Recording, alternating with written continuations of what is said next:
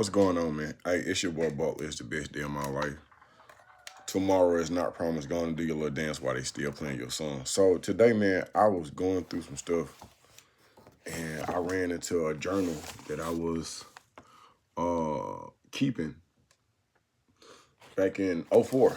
So I'm going to dive off into this, man. Backstory to this. At some point in time, I had gone through all the units at Alto. Excuse me, all the units at Alto. I went from C unit, then thought I was a crime boss, and he ended up sending me to the hole, to SHMU. Then I came out the hole and I went to B unit, aka that stupid deuce, E1, G1. Uh, and then I started getting my shit back together. I started taking all the trades I could take. I started renewing the mind, shifting of the paradigm. And then what took place was I ended up in A unit. And A unit was the honor dorm. It was the faith-based dorm. And so in the faith-based dorm, we were asked to keep a journal. And bro, I have this journal. I got another journal. They're all filled up. So let's dive into what we have. I'm out, man. Y'all get in the comment section. Let me know what y'all think. This is therapeutic for me, bro. Let's go. October 22nd, 2004. Today concludes my first week in the faith-based dorm. Since I've been here, AAC bunk 204 top, I haven't touched my Bible. Well, technically, I touched it when I was in the process of moving. I'm not against the Bible or what it stands for. It's just at times, a part of me becomes arrogantly stubborn. And quite often, I argue with myself, not out loud. It's like it's two Danans. The majority of the time, one of them is pretty much a silent partner, while the other one is unaware of his dominating presence. Anyway, a lot of the time when I talk about God, the Bible, the Quran, or just religion in general, it feels as if a second or third party are aspiring to trick me into becoming a questionless worshiping zombie. I mean, I believe in God. Better yet, I believe, or at least I want to believe, that there is a higher power. But I don't know if I want to place a race or sex on this higher being. I feel like it's more to acknowledging God than can be placed in a book as small as the Bible. I mean, I've read novels bigger than the Bible. However, I could be wrong, and I'm willing to admit that I hope I'm wrong, because I would like to stop worrying, preparing, adjusting, and learning about life, and just hold my hands up and say, I believe God is going to handle everything. I have faith. October 23rd, 2004. I guess today was a regular day, meaning everything was pretty much the same. This afternoon, I had a thought. I guess it can even be labeled as a theory. Yeah, a theory. I've come to the conclusion that basically everything that everybody does is based around greed. I mean, as children, we want to play with certain toys. We want to eat certain foods. We want to do things we want to do because they make us happy. Happiness is a form of greed. In fact, let's pretend that the English language, greed, replaces happy, for an example. On the days that you celebrate your birth, everybody would scream, greedy birthday. Think about it. You like the gifts. You want the gifts. You want the cake and ice cream. You want it because it makes you happy. People who praise God faithfully, they don't do it for free. They want to go to heaven. They want to feel good. They're greedy. People who walk around giving to the needy, helping the helpless, they give because they think it's the right thing to do. And doing the wrong thing would make them feel bad. And they don't want to feel bad. They want to feel good. Greed, greed, greed. Sex is a form of greed. Seeing, breathing, touching, talking, passing gas, all greed. Hi, my name is Dana, and I'm greedy. Writing in this journal allowed me to release some stress, greed, and explaining myself has been a very greedy experience. Thank you, greed. Greed is good. I don't know what I was on that, but here we go. October the 24th, 2004. At about 9 o'clock this morning, the chaplain came to talk to me. After a series of irrelevant questions, I found out that My younger brother's father had passed away. I think it was at this moment that I realized that my outlook on death was somewhat cold and dismissing. I think death, or the act of dying, is highly overrated. I mean, as soon as this chaplain left, officers and inmates looked at me as if I had recently been diagnosed with a life-altering disease. How are you? Are you okay? Inmates almost cleared the hallway when I walked their way. Some even offered me food, as if the death of another person would make me hungry. The chaplain asked if I wanted to call home. My reply was, why? He just kind of looked at me like the devil and I were in cahoots in some big sadistic scheme. Anyway, as always, I was thinking about how much money is going to be wasted on this poor soul. For example, I'm pretty sure the funeral arrangements will set guilty feeling relatives back a pretty penny. I wonder how much money funeral homes make off caskets. From my understanding, the guiltier the client feels, the more he'll probably spend on a casket. Then loved ones will travel from faraway places to pay their last respects. Please, when the loved one was alive, half of these people wouldn't even talk to this heavenly being. Now everybody's crying and praying, paying ridiculous prices for traveling and funeral expenses. The whole experience just seems over-exaggerated to me. I mean, if you really love and care about somebody, it seems like before they died, they would know. Thank you, and rest in peace. October 25th, 2004. I'm not sure, but I think that I've come up with a solution for a number of society's problems. The arrogance of this nigga. Such as the ever-increasing crime rate, overpopulation in prisons, increasing divorce rates, etc., etc. As I was going to chow, I couldn't help but notice how young some of the juveniles appeared. I began to think about me and my situation. I asked myself, where did I go wrong? Where did they go wrong? After conversating with myself, not out loud, I thought about my parents. I wonder, did they raise me right? Were they raised right? What about the juveniles? Were they raised right? Did they have a chance? Then that's when it hit me. A parenting license. Yeah, I think before a United States citizen can have a child, they must first obtain a license from the state. I mean, think about it. Before you can drive a car, you must first obtain a license. Before you can operate a business, buy a gun legally, shoot a bear, go fishing, ride a motorcycle, you must first obtain a license from the state. So how is it logically possible for a person to raise a child if they haven't been showed how? I mean, before daycare center can take care of your kids, they have to have a license. But the parent, the person who will be around this child about 90% of its childhood life, can parent without a license. Right now, if somebody puts you behind the wheel of a plane and tells you to do the best you can, chances are you're going to fail. You need to be taught the correct procedures in order to succeed. So in conclusion, I think that classes should be provided by the state and it should be mandatory for parents to attend. If it doesn't work, it sure won't hurt. Those were my thoughts on October 25th, 2004. Okay. October 27th. Today's topic is lust. Oh, shit. Defined as intense or unrestrained sexual craving. Be intense eagerness or enthusiasm. But I got to put my glasses on. I'm sorry. Bear with me for 1 second. I can't really see it. Can I? Okay.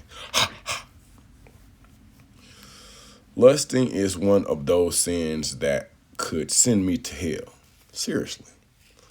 Because if it is, then my chances at making it to heaven are thinningly, bro, my word usage in here is unnecessarily exaggerated, thinningly slimming by the moment. How am I supposed to stop thinking about a human body function as a human being? I qualify or am certified and won't be denied certain undeniable rights, such as the need to take a dump or a piss. No, I don't sit around thinking or lusting over restrooms every 5.3 seconds. However, if I have to use the restroom and it's occupied, then I begin to lust for a toilet seat. If by chance I haven't eaten and my stomach develops hunger pains, then I began to lust about eating. I was arrested in 1996. Now, in 1996, I was 19 years old, not yet at my sexual prime or peak. I am not a homosexual. I have never participated in the homosexual activities. On a daily basis, I think about sex. I lust. However, I am more than willing to conclude that at times lusting is a human body function. My mind needs to want, it needs to crave with intense eagerness and enthusiasm. So in conclusion, I am human, therefore I lust, and it's human nature to do so. I think at this particular time in my life, bro, I think this is when I was trying not to touch myself because I was just like, bro, I'm in the faith-based dorms. Let me try to get everything right.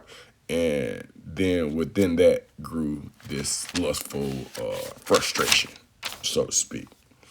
I'm gonna do this last one, bro, and then we're gonna conclude. This is October the 28th, 2004. All right. I think that I am confused about homosexuals. What? In fact, I believe that I am downright afraid of some of them. No, I'm not a homophobic. This is how I'm talking in 2004. Damn, I was 27, 28. Damn, I'm almost 50, bro. Okay, I'm just generally afraid of humans whose train of thought, even after examination, still seems to be a mystery to me. For example, here in prison, I have friends or people who at times associate with who have in fact participated and continue to participate in homosexual activities. I understand how and sometimes why these acts take place. What I don't understand is how an individual can participate in a homosexual activity, but because of the disturbing or receiving position that he has and still can consider and be considered as a heterosexual. A lot of words, bro. I probably could have cut down on the wordplay, but it also confuses me that females of all races seem to feel a certain bond or a certain sisterhood obligation towards openly gay men. As a heterosexual male, I'm confused when I look at a man and this man pretends to be a female. Some have adopted female characteristics so cleverly that they oftentimes appear to be more feminine than real females. That's scary to me. Why? I think it's because I'm curious on how and why people think the way they do. And as a human, I have to judge you, and so I can place you in a certain category. If I can't, then I become confused. And as a man, becoming or being confused is not good. Another problem I have is with the circus. What? No, not the entire circus, just some of its two well-known employees. Clowns. Yes, clowns. I'm not afraid of clowns. I'm afraid of parents or legal guardians who admit their children to interact with clowns. For example, when I was 7 years old, my younger cousin had a hired clown at his 5th year birthday party. At the time, this seemed pretty normal. But as I became of age, I added a little critical thinking to the recipe, and I became disturbed and felt somewhat violated. Parents right here in the United States allow their children to play with clowns, shake their hands, and sit on their laps. A clown is a grown adult male who is by law allowed to wear makeup over his entire face, which also includes lipstick and eyeshadow. He is at times hired to play with little kids, whose first adventures include bouncing on a clown's knee. Would you go down to a poverty-stricken neighborhood or even an upper-class suburban village, find a man with lipstick who claims to be straight and have your son for his 7th birthday climb up on and bounce on his lap of a specimen? Of course not. What you will do is call up a clown and have him come to your house, and after Junior's introduction to the wild side, you'll recommend this being to your friends and family. Go figure. Okay, bro. All right. Calm down on the clowns. All right. Got one more. October 29th, 2004. Today was very revealing in a somewhat altered perception type matter. Bro, why do you use so many words? This said, today was very revealing in a somewhat altered perception type matter. As I was walking through, this is what the people be talking about where they be doing like the emancipation of the proclamation. It take us to the destination. Because you didn't caught up with this dictionary, bro. You just going wild. All right. October 29, 2004, bro. Today was very revealing in a somewhat altered perception type matter. As I was walking through the compound, I ran into a few fellow inmates whom I hadn't seen in years. Immediately after a formal greeting, I was addressed with a question, what type of shit you on now? This was followed by, nigga say you think you done got smart. This is so accurate, bro. Hold on. Immediately after a formal greeting, I was addressed with a question. What type of shit you on there? This was followed by, nigga say you think you done got smart. For about 100th of a second, I was almost amused. Then I realized that the individual who was talking to me used to be me. Better yet, I used to be him. I used to think the way that he thinks.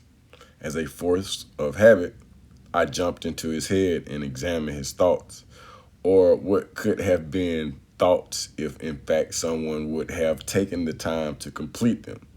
But no one did, so the next words that fell from his lips were, nigga, you didn't change. Silently, I responded, no, I haven't changed, because when people change, they're subject to change into something, then change back into the original being. It's sort of like changing clothes. When you take off clothing item, you plan on putting it back on. So no, I haven't changed. I've grown. Yes, I've grown and I will continue to grow, because when you grow out of a certain clothing, you can't put them back on because they're too small. They won't fit. I will not go back. I will never be you or like you again. But what came out of my mouth was, no, nigga, I ain't changed. I'm still the same. And as if I had passed some standardized ignorant exam, I was accepted. Damn. October 30th, 2004. At times I wonder where we are as a people. African Americans are going, or if we actually are moving anywhere. Or our so-called leaders hurting us. Do we have a leader? Do we need a leader? I ask these questions because as an African American male, I would like to see my people move forward. I'm tired of hearing the same old excuses. In fact, I believe that racism is overrated. I say that because I have observed a large number of people handicap themselves before they even attempt to tackle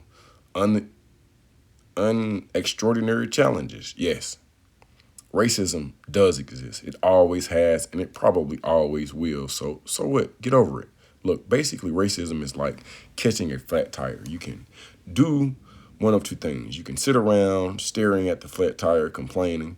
Some even tried to figure out how the tire got flat. Or you can simply change the tire and get on about your life. Sadly, racism isn't as simplified as changing a tire. Why? Because some of us want everybody in the world to like and love us. Sorry, it's not going to happen. The other day, I overheard a couple of blacks talking about a Confederate flag tattooed on the shoulder of an older white guy. I kill that cracker. Yeah, he don't like niggas. One guy said, them motherfuckers make me sick. Another guy said, the only thing that I could think of was why. If you killed everybody who didn't like you, you would probably be very lonely. Hell, I didn't like the guy, and I'm black. I don't believe that people are born with hatred within them. I think that it's taught. Some people continue to teach it, and some people allow it to enable their actions and their train of thought. Then black leaders, I use that term very loosely, just in case some of us forget about racism, play on our emotions with pep rally like speeches that set us back about 50 years mentally. They don't really want to solve the problems. I think that financially, problem solving would somehow hinder or alter their income. So no solutions or new agendas are ever provided by our self-appointed leaders. But unlike a leader, I've come up with a couple of solutions. For example, I've come up with a new holiday. It's called Black Future Week. What?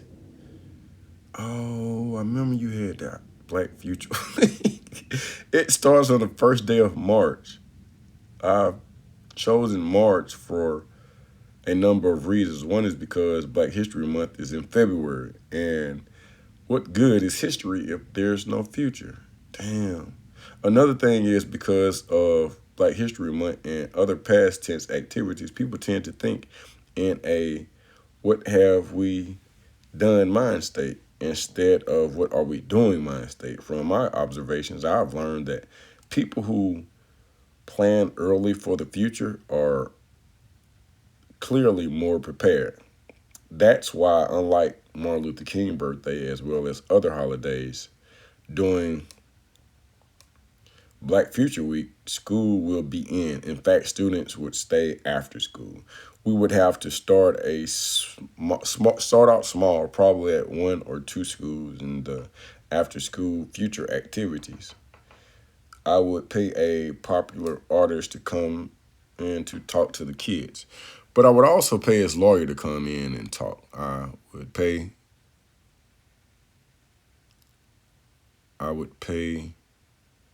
his business manager, his accountant, his barber, his his bus driver.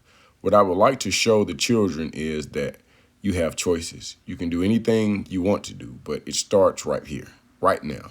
We must prepare. We will plan. We will succeed. Black Future Week will surely turn some heads. Who knows? Maybe we can get a couple of politicians involved in elementary schools. We would even bring the high school students to talk about what they have done and what they want to do and how they are going about it and doing it. That way we give the younger kids a visual goal and we allow the high schoolers to acknowledge their own. Oh, that was that concept I had where I wanted to show off the high schoolers to the junior high students and then the junior high students to so we could believe in ourselves and you get that confidence. When I mentioned this on the radio station, there was a teacher that said that I took her idea. This is 2004. Man, okay. Anyway, so now I know it can work. It will work. Proper planning prevents piss poor performance. As a young adult, I heard one of these leaders addressing a crowd, and during his speech, he said, if I can just reach one person in the crowd, then my job is done. It had to be about 1,500 of us in the gym. If I, Dana Butler, am in a gym with 1,500 students, white, black, Hispanic, etc., and I can only reach one child, then I need to sit down and let somebody else get up and talk. I declare today, October 30th, 2004, that I will make a difference. I will have a positive impact on society. Watch me. Wow.